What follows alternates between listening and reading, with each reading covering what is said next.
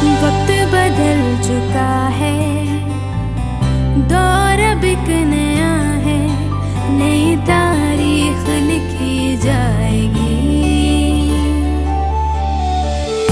आने वाले कल में, हर पल हर कमल में मुझको